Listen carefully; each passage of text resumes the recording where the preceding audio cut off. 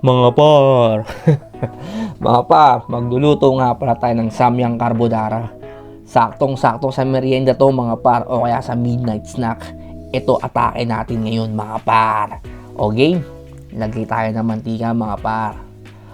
At isunod na natin yung luncheon meat natin. Ganyan lang. Dahan-dahan lang sa putok ng mantika mga par, masakit yan. At ganyan pala ako magluto. Gusto ko kasi may pagka-crispy, toasted. Para talagang feel na feel mo mga par. Ganyan mga par. At eto na mga par, ilagay na natin yung noodles. Ganyan lang mga par ha.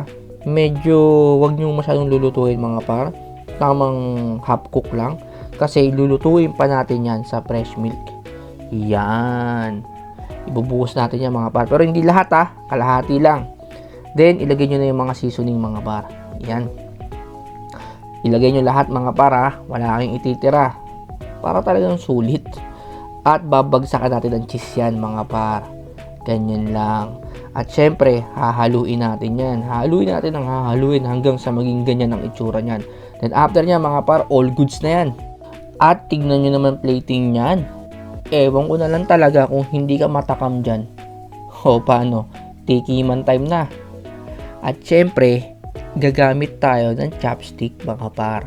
Kahit hindi tayo marunong. Susubukan natin. At ako nagsasabi sa inyo, subukan nyo to mga par.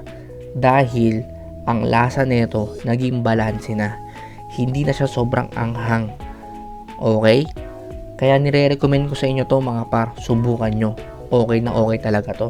At hirap na ako mag-chopstick dyan mga par. Kaya magtitinidor na ako para ma-enjoy ko yung food trip natin. At syempre, dahil minori shit o shit tayo, talagang hindi pwedeng hindi natin ipapalaman yan na may luncheon meat. O paano mga par?